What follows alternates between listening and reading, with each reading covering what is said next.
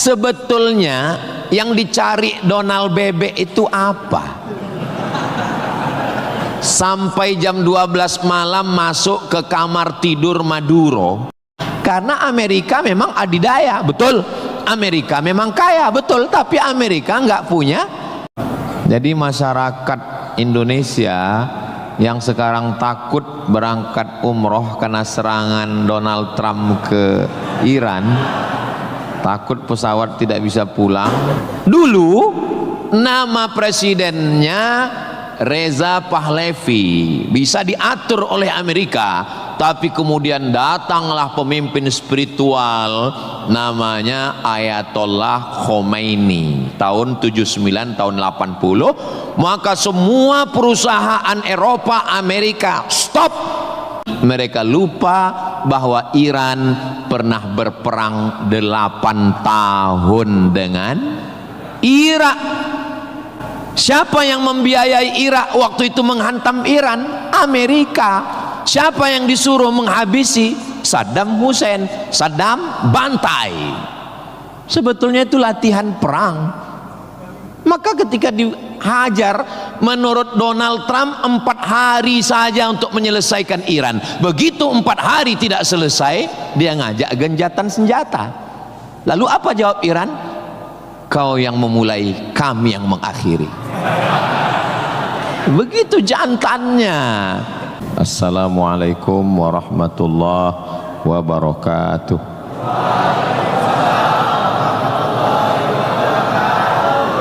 Kalau Tuan pergi ke Batam, jangan lupa mengambil teripang. Dari bunyi sambutan salam nampaknya belum makan siang. Apa kabar adik-adik mahasiswa? Sehat semua?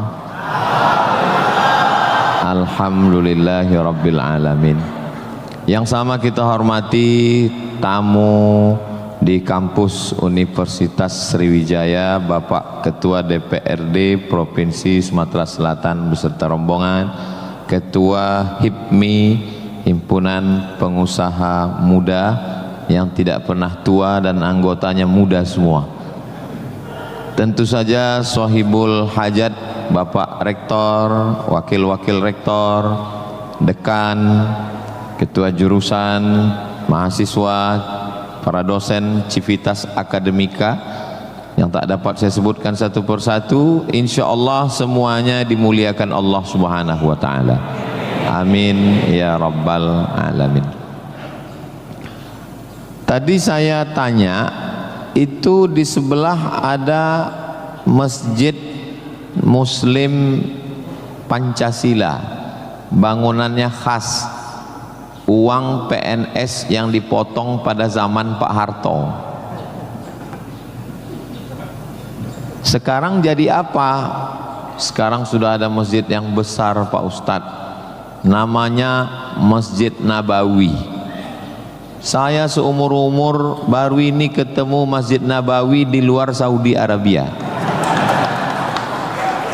Dan memang dari mulai tiangnya, lampunya, sampai plafonnya, memang betul-betul Masjid Nabawi. Jadi masyarakat Indonesia yang sekarang takut berangkat umroh karena serangan Donald Trump ke Iran, takut pesawat tidak bisa pulang, nggak usah jauh-jauh, datang ke Universitas Sriwijaya. Di sini ada Masjid Nabawi, mengobati kerinduan kita insya Allah. Lalu mahasiswa-mahasiswi Unsri itu belajar agama Islamnya di masjid. Ini unik ini.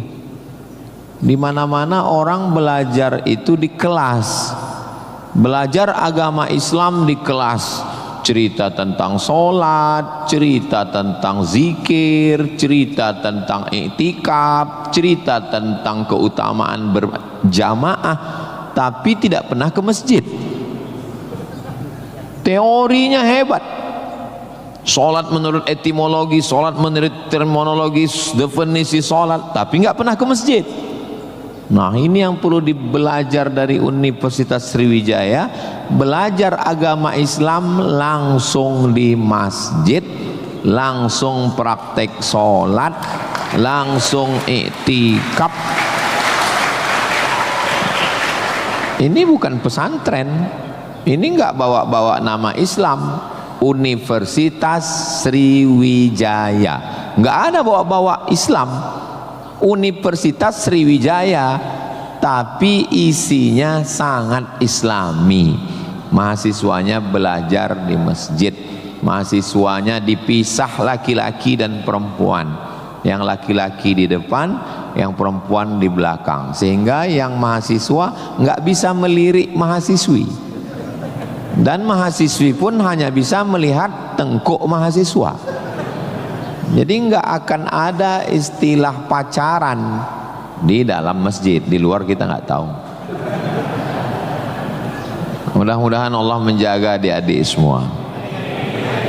Bagi yang sudah daftar dan lulus belajar di Universitas Sriwijaya, ini nikmat yang terbesar. Syukuri dengan ucapan Alhamdulillahi Rabbil Alamin. Dan kita berterima kasih kepada orang yang mengajarkan kita cara bersyukur dengan berselawat untuknya. Allahumma sholli ala Sayyidina Muhammad wa ala ali Sayyidina Muhammad. Ini kampus luas sekali. Saya tadi dibawa dari sholat Masjid Polda pergi ke parkir helikopter. Lalu saya sebenarnya mau cerita bahwa saya naik heli, itu aja sebetulnya. Iya, kadang orang cerita mutar-mutar substansinya sulit dipahami. Kenapa kita mesti naik heli? Ini kampusnya Ustadz kalau lewat tol lebih kurang 40 menit dari kota Palembang. Kenapa kampusnya mesti jauh? Ternyata di sini ada 700 hektar kampus yang begitu luas, dan di sini tidak hanya manusia, monyet pun jumpa tadi. Jadi kampus itu idealnya memang begitu. Jangan sampai fakultas pertanian nggak pernah megang tanah, beternak ikan di atas kertas. Fakultas peternakan, fakultas perikanan, tapi nggak pernah megang ikan, hanya presentasi makalah. Begitu lulus kerja jadi teller di bank, nggak nyambung. Maka di sini praktek. Tadi saya diberitahu oleh Bapak Ketua HIPMI, Ustadz Somad, ini tempat praktek pertanian. Masya Allah. Negara kita ini, kami dari atas tadi, gemah ripah loh jenawi, tongkat dan batu jadi tanaman, hijau untayan katulistiwa, tapi berasnya import. Kenapa? Padahal tanah begitu luas. Menunggu sarjana-sarjana pertanian dari Universitas Sriwijaya. Begitu. Kenapa enggak kita tanam? Kalau kita tanam otomatis tanah kita berkah. Kalau sudah dia nanam padi, pasti dia malam berdoa sama Allah, tumbuhkan padiku, berkahkan rezekiku, turunkan hujannya. Kalau sudah ditanam, otomatis ekonomi bangkit, orang akan bekerja, otomatis padi tadi akan dibawa ke kilang padi untuk mengupas kulit padi jadi beras. Berasnya diperdagangkan, diniagakan di pasar-pasar hidup. Tapi tidak semua orang mau. Kenapa? Karena dengan import ada fee, ada uang masuk, ada kejahatan, membunuh petani, membunuh pedagang, akhirnya orang dininabobokan. Jadi solusinya apa? Solusinya semua mesti berangkat dari kampus. Kampus apa? Kampus Universitas Sriwijaya. Ustadz beberapa kali nih nyebut Universitas Sriwijaya, dia memang setiap 5 menit sekali disebut. Terus kalau orang belajar di Universitas Sriwijaya ini, Ustadz Somad dapat apa? Saya dapat amal jariah dari alumni-alumni yang membangun Indonesia menuju Indonesia Emas 2045 insyaallah. Universitas Sriwijaya bukan swasta, negeri. Orang berbondong-bondong nasional dari Sabang sampai Papua mau daftar ke sini. Yang sudah lulus alhamdulillah, yang belum lulus berusaha, bertawakal, berdoa insyaallah. Enggak lulus-lulus innalillah. Sudah lulus belajar banggakan orang tua. Enggak usah dulu matanya jelalatan lirik sana lirik sini, nembak cewek enggak diterima, cinta ditolak, kapak bertindak. Enggak usah. Serius aja belajar. Saya jadi mahasiswa sama seperti adik-adik. Saya sampai di Kairo 5 September 1998. Belajar 99, 2000, 2001, 2002. 4 tahun saya di Mesir, tidak pernah pacaran sekalipun. Makanya saya ngomong sekarang ringan. Coba kalau saya dulu playboy cap gayung, susah saya ngomong. Jadi apa yang kita rasakan waktu kuliah dulu, ya kita lah ngomongnya cair aja.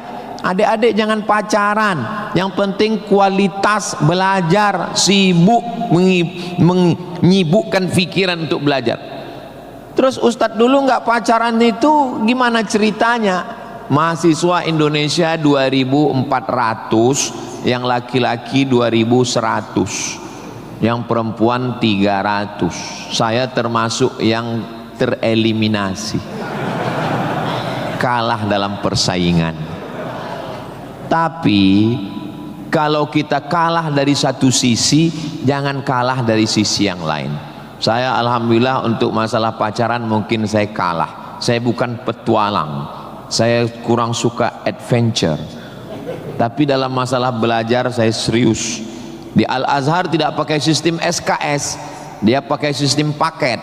1 tahun ada 14 mata kuliah, tambah 2 juz hafalan Quran, dan dibagi 2 termen, 7 termen awal, 7 termen 2. 14 mata kuliah, kalau nggak lulus 3, ulang setahun.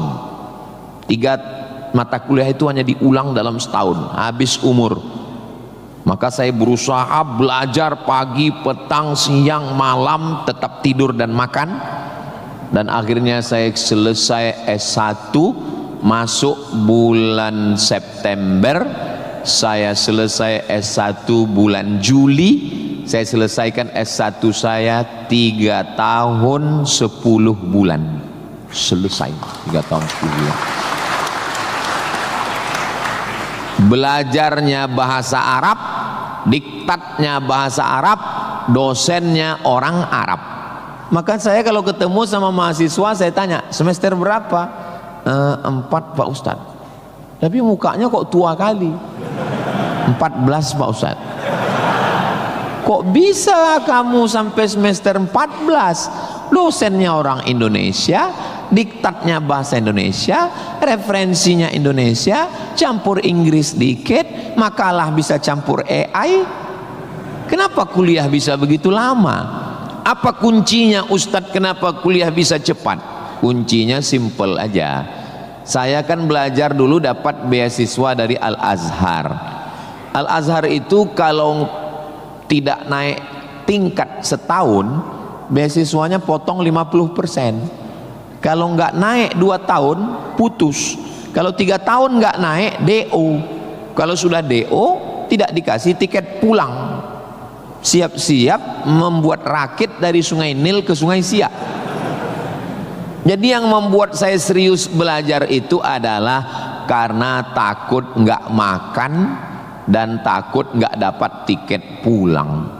Jadi saya nggak juga terlalu muluk-muluk. Saya nggak berani juga menasihati adik-adik. Saya belajar serius karena takut kepada Allah.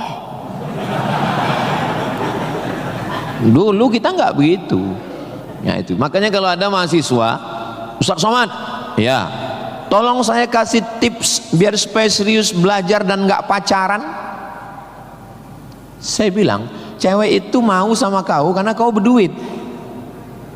Kalau kau nggak berduit, nggak ada cewek mau. Kalau ada juga cewek mau, kau nggak berduit, dia tetap mau. Dua kemungkinan. Pertama, memang kau bertuah. Yang kedua, cewek itu bodoh. Iya, kan bodoh itu. Udah jelas laki-laki nggak ada duit, mau juga dia. Pelet apa yang dia pakai? Dari semester 1 pacaran, semester 2 sampai KKN, bonceng sana bonceng sini, pergi sana pergi sini, pacaran 5 tahun, ditinggal pas lagi sayang-sayangnya. Mohon maaf, kalau ada mahasiswi yang mau pacaran sampai 5 tahun, itu sama seperti iklan roti, dibuka, dijilat, dicelupin, gak dimakan-makan. Kira-kira yang rugi cewek apa cowok?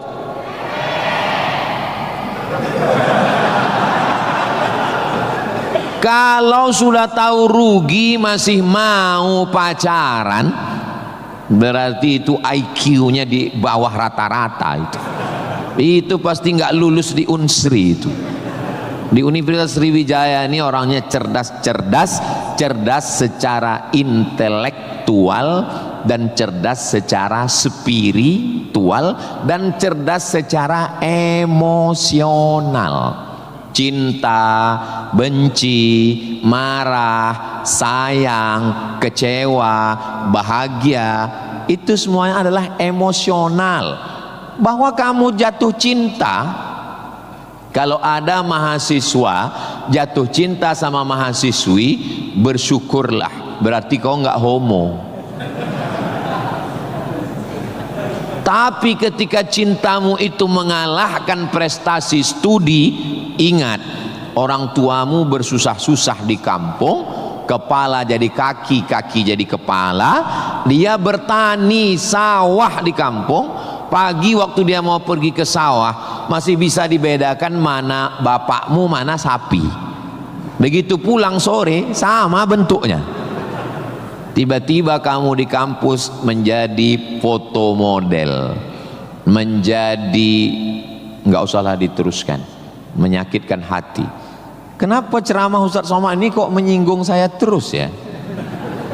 Kunci mendengar ceramah Ustadz Somad itu satu, jangan tersinggung. Ada beberapa orang tersinggung, pulang meninggal.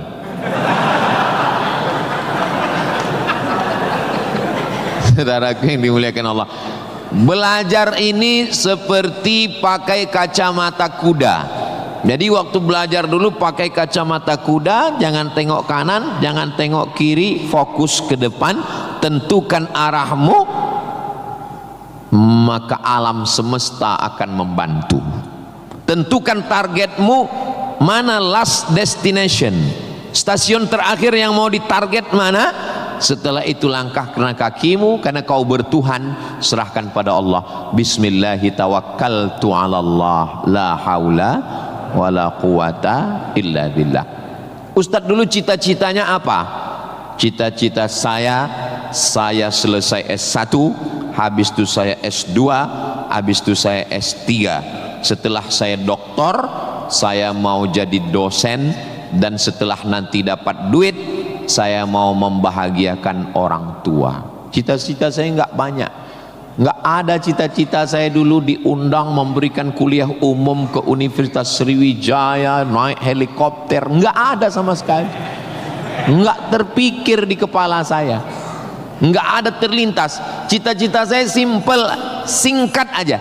Yang penting kuliah S1, S2, S3, habis itu doktor, jadi dosen, pulang ke kampung, ngajar, membahagiakan orang tua. Makanya waktu saya kuliah di Maroko, saya anak pertama, adik saya anak kedua. Kami cuman berdua, adik beradik, saudara kandung laki-laki dua-duanya. Kata adik saya mau nikah. Saya tunggu kamu pulang selesai S2 di Maroko atau gimana? Saya bilang kau nikah aja duluan, karena aku nggak jelas tanggalnya nih kapan. Pulang pun aku belum tentu nikah, aku masih banyak cita-citaku. Aku masih selesai S2, aku mau S3, aku mau jadi dosen, aku dapat uang, bahagiakan. Kau kalau mau nikah, nikahlah duluan, jangan terhalang karena aku. Alhamdulillah adik saya menikah duluan, anaknya sekarang sudah gadis, anak perempuan pertama, dan sekarang sudah belajar di Al-Azhar Kairo, Mesir. Jadi kita bagi-bagi, kau bahagiakan dengan ibu punya cucu, dan aku membahagiakan dengan kuliahku. Nah, jadi kalau kita mau kuliah, jangan juga kita halangi adik-adik kita yang mau nikah. Nah, jangan sampai kita mau S2, S3, S teler, S cendol, S doger, S bandung, sampai yang di bawah-bawah ini terhalang, terkendala. Nah, tapi insya Allah adik-adik semua sesuai dengan apa spesialisasi kita. Jangan belajar di tempat yang kita nggak minat, nggak suka, akhirnya kita menderita. Kita udah nggak suka bidang ini, tapi karena terpaksa akhirnya menderita, stres, depresi, mati. Apa yang suka? Ini Pak Ustadz, anak saya ini dari kecil memang saya lihat kemana-mana bawa martil Pak Ustadz. Masuk fakultas hukum, jadi hakim konstitusi. Insya Allah. Nggak lulus Pak Ustadz, jadi tukang.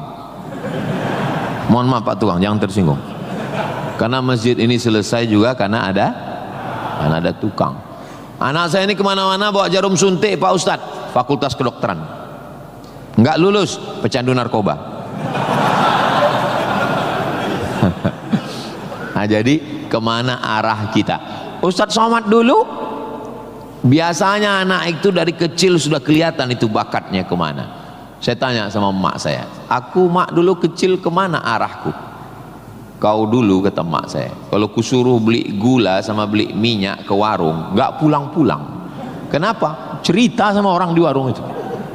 Cerita. Kalau lagi keluar main, dulu itu kalau masuk kelas, jam istirahat itu dulu namanya keluar main. Bapak dulu gitu juga? Berarti udah tua. Anak sekarang nggak tahu, sebaya kita berarti, sama-sama 28 tahun. Masalah umur ini kan bukan masalah angka, tapi masalah rasa. Saya terus terang, kalau di tempat lain saya ceramah saya merasa tua, tapi di Unsri ini rasa semester 7 ini sekarang.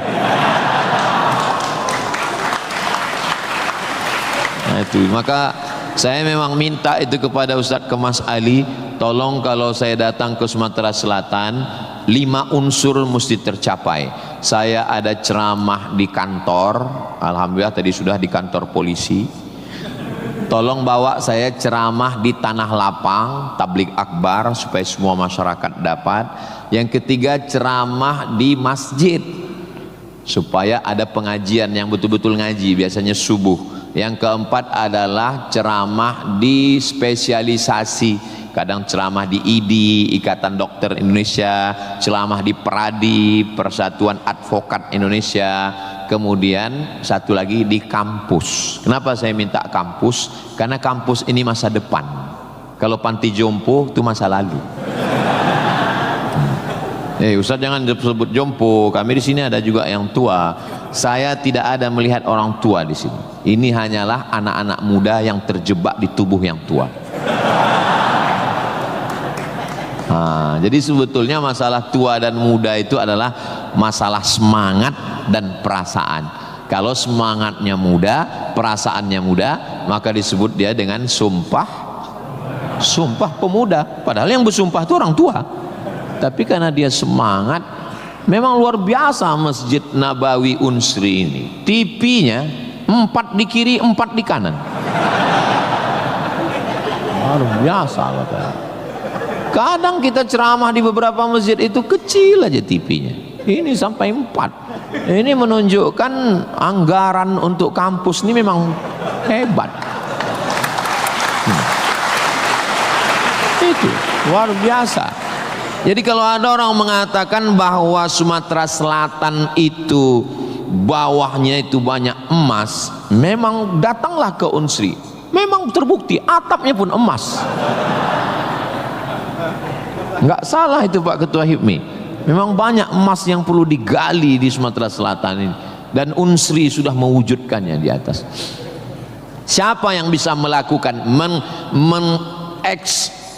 bukan eksploitasi, tapi menggali potensi yang ada di alam ini. Nah, itu adalah mahasiswa. Inna fi khalqis samawati, dalam penciptaan langit, wal ardi, penciptaan bumi, wakhtilafil laili wan nahari, perputaran siang dan malam, la ayat, itu semua adalah ayat-ayat. Apa yang kau tahu tentang ayat? Ayat kursi Pak Ustaz. Apa yang kau tahu tentang ayat? Ayat Al-Quran Pak Ustaz. Apa yang kau tahu tentang ayat? Ayat-ayat cinta Pak Ustaz. Ayat semesta. Inna fi khalqis samawati, penciptaan langit, dipikirkan dengan akal, muncul ayat, namanya ayat kauniyah, ayat semesta yang dikaji satu fakultas khusus, namanya fakultas astronomi, bukan astrologi. Yang perlu dipelajari itu astronomi, bukan astrologi. Kalau yang astrologi itu, Anda lahir bulan April, bintang Anda Taurus, jangan jatuh cinta dengan Pisces. Karena kalau ikan jatuh cinta dengan kambing, nanti tinggalnya di mana? Buang-buang waktu aja itu, nggak usah dikaji. Tapi ketika berpikir tentang astronomi, tentang ilmu langit, maka umat Islam sudah lama mengkaji itu yang disebut dengan ilmu falak. Ilmu falak itu yang dipakai oleh Badan Lembaga Hisab dan Ru'yah. Hisab artinya perhitungan, menghitung bagaimana tingginya matahari, bulan di atas ufuk. Kenapa terjadi persimpangan antara NU dengan Muhammadiyah tentang penetapan 1 Ramadan dan 1 Syawal? Itu berawal dari titik astronomi. Karena menurut Muhammadiyah, kalau sudah nampak 1 hilal, walaupun dia tingginya 0,5 derajat atau 1 derajat, maka itu sudah dianggap sebagai hilal. Tapi menurut NU, Perti, Persis, Al-Wasliyah, Nahdlatul Ulama, maka mereka mensyaratkan sesuai syarat Mabim, Malaysia, Brunei, Indonesia, Singapura, mensyaratkan mesti 3 derajat. 3 derajat baru dianggap sebagai hilal. Kalau 1 belum dianggap sebagai hilal. Kata Muhammadiyah 1 pun hilal, kata NU 3 baru hilal. Akhirnya datang wakil presiden Indonesia, namanya Bapak Yusuf Kala. Pak JK duduk dengan NU dan Muhammadiyah. Kata Pak JK, gimana kalau NU turunkan 1, Muhammadiyah naikkan 1? Karena beliau kan pengusaha, bisnismen, biar supaya ketemu titik temu. Ya nggak ketemu, karena ini metodologinya berbeda. Akhirnya karena nggak ketemu, itulah terjadi 2 perbedaan. Maka umat Islam di Indonesia, dia saling menjaga perasaan masing-masing. Akhirnya masing-masing mengamalkan. Yang 1 dengan 1 derajatnya, dengan 0,2-nya, yang 1. Dan nanti akan terulang lagi pada tanggal 20, pada tanggal 19, hari Kamis 19 Maret itu nanti satu Indonesia akan mengeluarkan teropong untuk melihat astronomi, apakah nampak anak bulan atau tidak. Di Riau itu teropongnya dibeli dulu harganya 50 juta. Sejak dibeli sampai sekarang nggak pernah nampak hilal. Ustaz kok tahu? Teman saya kebetulan salah satu yang bekerja di situ. Dia pernah posting gambar di teropong. Saya tanya, apa yang nampak? Dibilangnya gaji 13 katanya.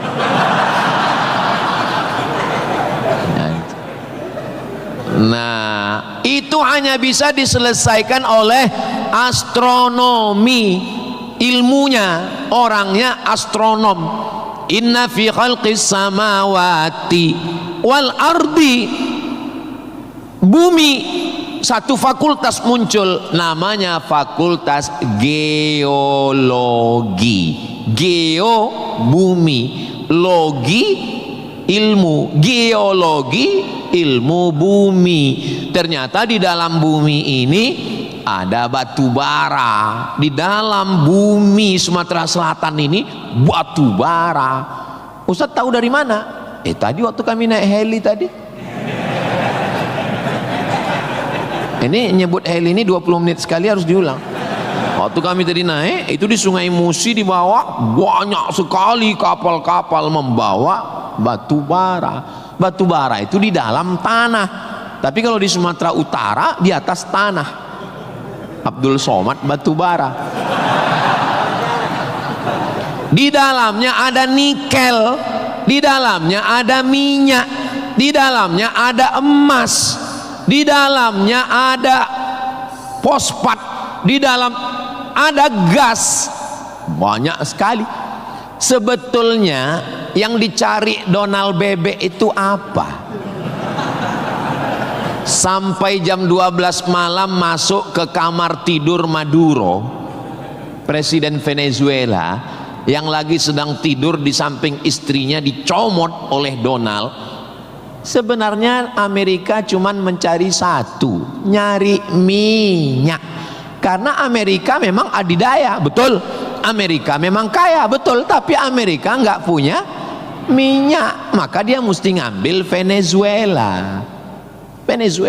Tapi minyak Venezuela ini juga nggak aman, maka dia perlu minyak yang aset paling besar di dunia. Di mana itu? Iran. Itu enaknya ceramah di Unsri ini nyambung. Di mana? Saya bilang Iran.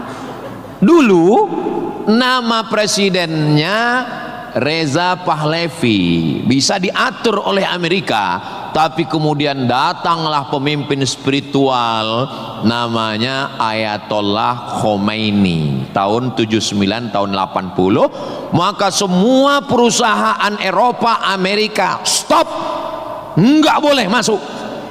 Akhirnya dia diembargo selama 46 tahun.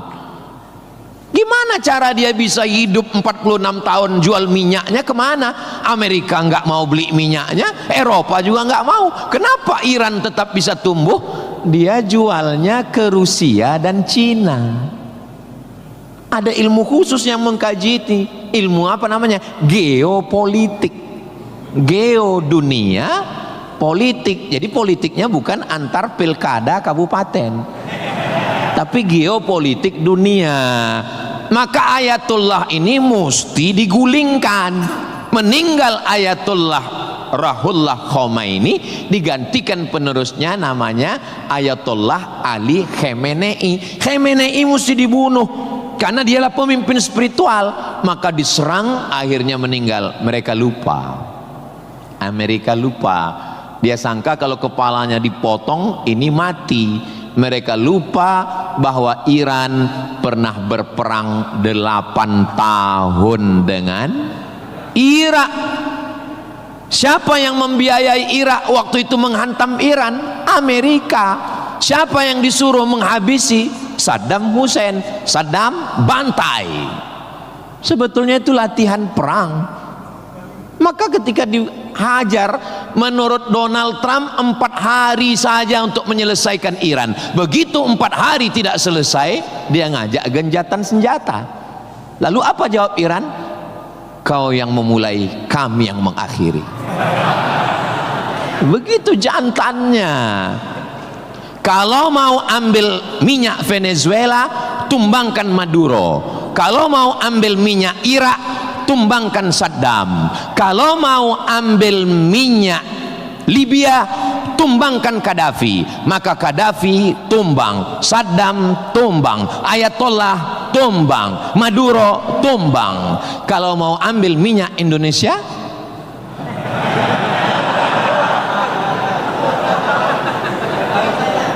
saudaraku yang dimuliakan Allah Subhanahu wa taala, itulah hebatnya. Jadi adik-adik saya ajak 2 SKS kuliah geopolitik. Kenapa untuk mengambil minyak Venezuela mesti ditumbangkan Maduro? Kenapa untuk mengambil minyak Baghdad Saddam mesti ditumbangkan? Kenapa untuk mengambil minyak Libya Gaddafi mesti ditumbangkan? Kenapa Indonesia nggak ada yang ganggu? Karena di Indonesia nggak tumbang pun minyaknya udah dapat. Saudara yang dimuliakan Allah Subhanahu wa ta'ala, sebetulnya dulu nggak tahu adik-adik belajar sejarah gimana, tapi kalau saya dulu belajar sejarah, Belanda datang ke Indonesia ingin mencari rempah-rempah, kayu manis, buah pala, merica, ketumbar. Kita pun waktu itu bingung, nanya sama guru SD, ya, Belanda kesini naik kapal kayu jauh-jauh dari Amsterdam, 3 bulan naik kapal cuman mau cari rempah. Iya katanya. Sekarang baru kita tahu mereka bukan nyari rempah, nyari minyak, ini udah di kapling-kaplingnya. Papua emas, Sulawesi nikel. Ada satu pulau namanya Pulau Emas, Swarna Dwipa. Swarna Dwipa artinya pulau emas, nama lain dari Sumatera. Dulu ketika Portugis, ada satu negara namanya Portugal, orangnya namanya Portugis. Portugis dengan Portugal itu sama, cuman beda nama negaranya Portugal, orangnya Portugis. Portugal itu bukan persatuan orang tua gatal. Mereka inilah yang datang untuk mengambil cengkeh ke Tidore dan Ternate, Sumatera, Kalimantan, Sulawesi. Antara Sulawesi dan Papua ada kerajaan kecil Tidore dan Ternate. Tanaman yang mereka cari adalah cengkeh, karena cengkeh hanya tumbuh di Tidore dan Ternate. Ketika mereka ambil bibit cengkeh mau ditanam di Eropa, musim dingin mati. Indonesia ini potensinya luar biasa. Tidak ada negara miskin, yang ada adalah negara salah kelola. Ustaz sedang bicara Indonesia? Tidak, negara kita kaya. Saya bicara tentang Konoha. Maka saya tidak pernah pesimis, saya selalu optimis. Makanya walaupun ini bulan puasa, lapar, tapi suara saya menggelegar kan? Karena saya di kampus Unsri, maka saya semangat. Tapi seandainya ceramah siang jam 2 habis khutbah Jumat ini bukan di Unsri, tidak begini isi ceramah saya. Paling saya, marilah kita banyak ingat mati. Ini bulan Ramadan, mari kita banyak-banyak beristighfar, kita mengejar Lailatul Qadar. Tapi saya sedang bicara tentang masa depan. Saya bicara dengan mahasiswa, mereka yang akan melanjutkan tongkat estafet perjuangan ini. Saya yakin dan percaya bidang pertanian sudah, peternakan sudah, geopolitik mereka sangat paham, dan masalah spiritual batinnya mereka dididik di dalam Masjid Nabawi. Mereka diingatkan tentang 3. Adik-adik belajar agama ini nggak usah repot, nggak usah ribet, nggak usah jelimet. Yang penting di dalam hati itu ada 3. Pertama, akidah. Wujud qidam baqa mukhalafatu lil hawadisi qiyamuhu binafsihi wahdaniyah qudrat iradat ilmun sama basar kalam sifat 20. Ini akidah kita Imam Abul Hasan Al-Asy'ari. Yang kedua, setelah akidahnya mantap, dia mau beribadah. Gimana caranya beribadah? Rukun, syarat, wajib, sunnat. Inilah yang kedua, namanya fikih. Belajar fikih solat, belajar cara wudu, cara tayamum yang membatalkan solat. Tapi dua-dua ini nggak ada maknanya. Ibadahnya nggak bermakna, akidahnya nggak bermakna kalau tidak ada yang ketiga.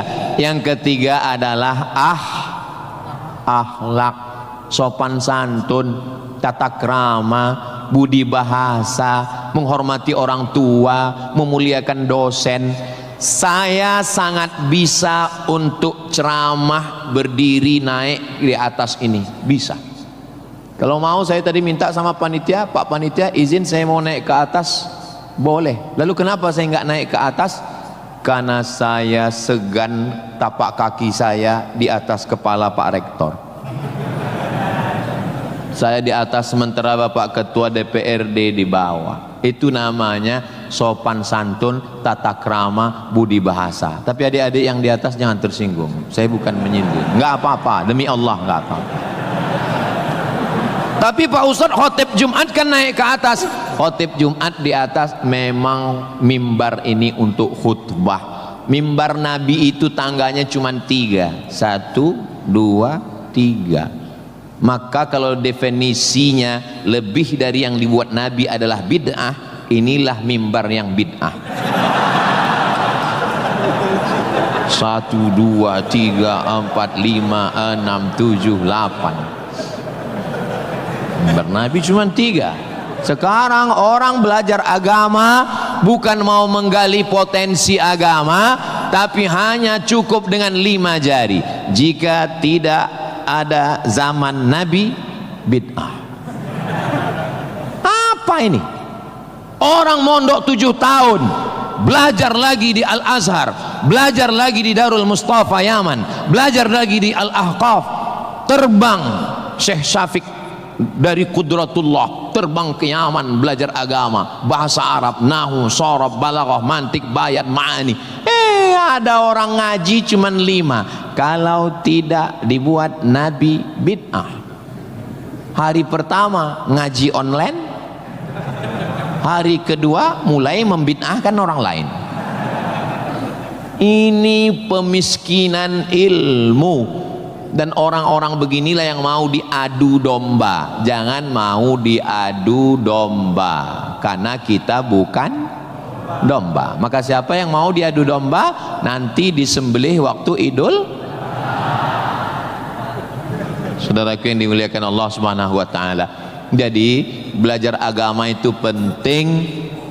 Kalau di universitas agama Islam memang dia ada pelajaran yang begitu banyak, tapi di universitas umum mereka belajar 2 SKS, 16 tatap muka, potong mid semester, potong pertemuan pertama, potong libur banjir, asap dan mati lampu. Hanya tinggal 5 pertemuan. Apa yang bisa diambil dari situ? Tapi saya optimis di Palembang, di Sumatera Selatan, orang tidak hanya ngaji di kampus, tapi juga ngaji di masjid. Bulan Ramadan ini pengajian penuh, kultum subuh, kultum duha, kultum zuhur, kultum asar, kultum menjelang berbuka, kultum habis isya menjelang tarawih, tambah malam 10 terakhir kultum iktikaf. Maka ada namanya madrasah Ramadan. Kira-kira selesai Ramadan ini apa yang bertambah? Alhamdulillah Ustaz Somad, selesai berRamadan ini ada 5 yang bertambah. Apa dia? Berat badan, kolesterol, gula darah, diabetes, asam lambung. Mudah-mudahan selesai Ramadan ini kita sehat walafiat semuanya insyaallah. Ustaz Somad ceramahnya jangan lewat dari jam 2.30. Kenapa? Karena kalau lewat Ustadz ditinggalkan helikopter. Begitu arahan tadi. Saya sebetulnya mau berlama-lama dengan adik-adik sekalian, karena saya nyaman ceramah di Unsri ini. Tapi apalah daya, memang sedap makan ikan gulama, dimakan sambil nonton Harry Potter. Saya tidak bisa berlama-lama karena takut ditinggalkan helikopter. Itulah yang dapat saya sampaikan pada kesempatan yang baik dan mulia ini. Adapun tepuk tangan yang kurang semangat saya maklum karena lapar semuanya. Kepada Bapak Rektor dan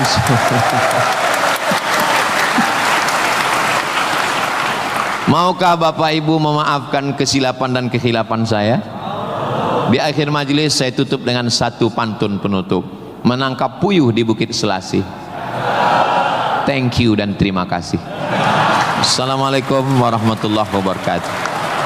Tadi dipesankan Ustaz langsung baca doa, Allahumma ja'al hadhil jami'ata jami'atan mubarakatan fiha. Ya Allah, jadikanlah Universitas Sriwijaya universitas yang penuh dengan keberkahan. Allahumma jazi asatidatina, berikanlah balasan terbaik kepada Bapak Rektor, Wakil Rektor, Dekan, Wakil Dekan, Ketua Jurusan, dosen-dosen kami ya Allah. Sahih ajsadahum, sehatkan badannya, qawi imanahum, kuatkan imannya, wajzi hasanatihim, berikan balasan terbaik untuk guru-guru kami ya Allah. Allahumma hafaz abna'ana wa banatina, adik-adik mahasiswa-mahasiswi kami, jaga hati badan mereka dari fitnah akhir zaman ini ya Allah. Allahumma ja'al hadzal balada baladan amina, jadikanlah Sumatera Selatan Indonesia baldatun thayyibatun wa rabbun ghafur.